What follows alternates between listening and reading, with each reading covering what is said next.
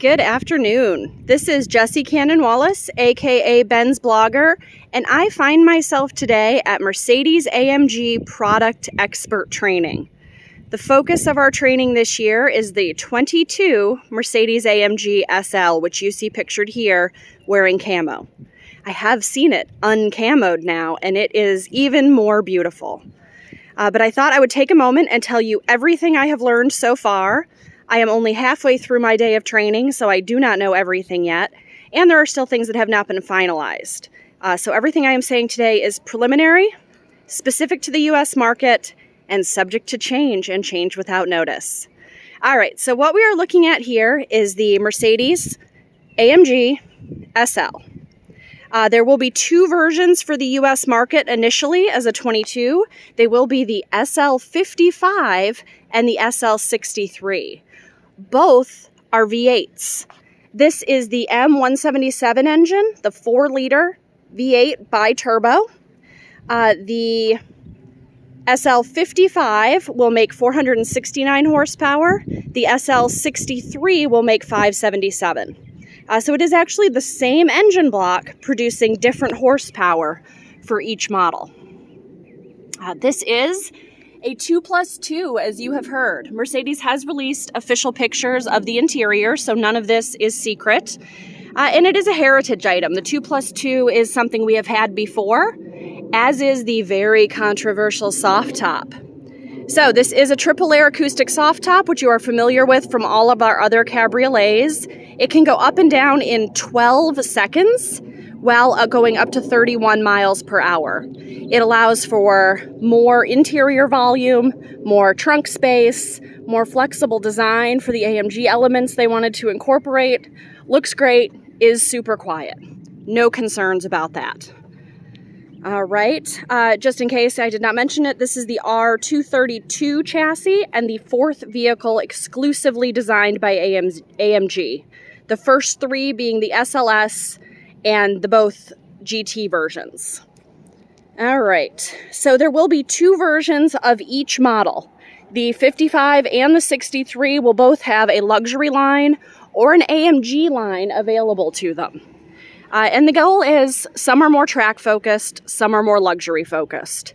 Many of my SL drivers are not performance drivers, they are touring cars. So we're giving you that option. The new SL is actually 3 inches longer than the old SL, but the wheelbase is more than 4 inches longer, which is quite a bit. So you are getting a ton of interior cabin space. This, by the way, is called the Hyper Analog Cockpit.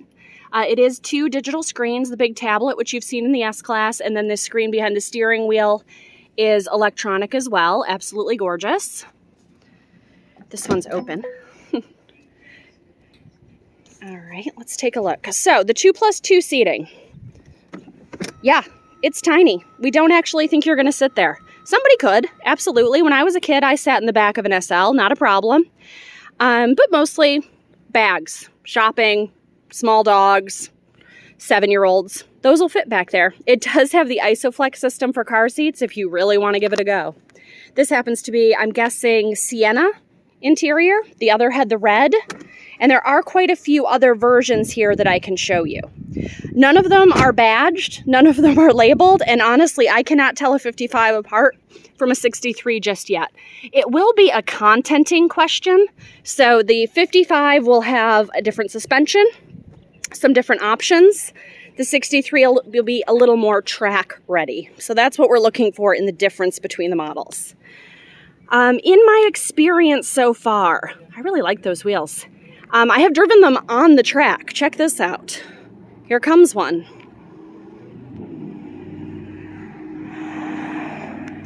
So both the 55 and the 63 are perfectly capable on the track. I would say the 63, again, is the more track-focused of the vehicles. You're getting more performance, more handling, whereas the 55 is a little softer, a little smoother, a little more luxury-focused. You can see the wing on the back there is a 3-position as opposed to the GT, which is a 5-position. And people have said, you know, oh, that's just the GT. It's not. It doesn't feel a thing like the GT. It is much softer. It is much smoother. It is much more drivable. I think that the existing SL customer will enjoy this car, whereas the GT can be a little bit harsh. So I'm just trying to show you all the different versions I have here. I know the camo makes it not particularly recognizable, but should give you an idea of the dimension. I have stood next to it and stood next to the GT and the old SL. It is wider than the old SL, but narrower than the GT four-door. The hood is significantly shorter than the GT. So for my drivers who've had issues with that super long hood design, this is a little tighter.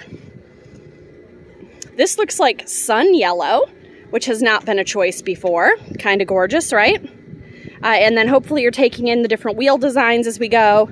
There's a generator running over there, so I don't want to get too close. I am at Barber Motorsports Park, by the way, if anybody recognizes the venue. All right, let me walk over. There's one more color I want you to see.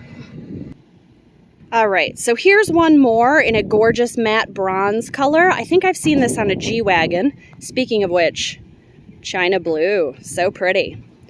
They did tell us that the top colors available will be black, red, and carbon look.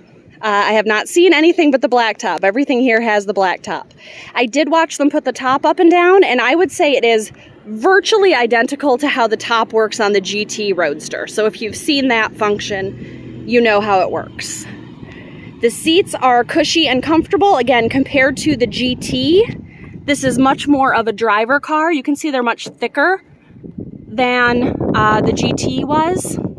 This is an aluminum space frame construction. You can see air scarf is present. The AMG drive pods on the steering wheel, the 12.3-inch touchscreen, which, by the way, the power functionality, you've seen that tilt, it's power. It's not like a manual tablet that you pull on, so that's pretty cool. Look at the center cluster here. The cap has a hole in the middle, which is unusual. Usually that center cluster is fully covered. I thought that was unusual, but again, having driven it, makes no difference. It is fantastic. The turbine style vents, love that in the SL, classic heritage item. All right, so I think I have shown you everything here that I can. They will not give me keys. I cannot show you the engine. I cannot put the top down. I cannot sit in the back. It is still pre-production. We're trying to keep some mystique. Press debut is scheduled in a few weeks is what we're hearing. So once that is officially official, you will be able to see all aspects of it for yourself. In the meantime, it's very exciting for me to see camo cars. We actually get to do a street drive tomorrow, 75 miles on the road in these camo cars to see how it feels in real life driving. Because I've done, 20 laps on the track, but that's not really how our clients are going to drive the SL. All right, so to recap, this is the 2022 Mercedes-AMG SL55 or 63. Both are V8s between 469 horsepower and 577 horsepower from the 4-liter bi-turbo V8. No pricing, no 0 to 60s, no gas mileage. That will come later. Hope you enjoyed this sneak peek.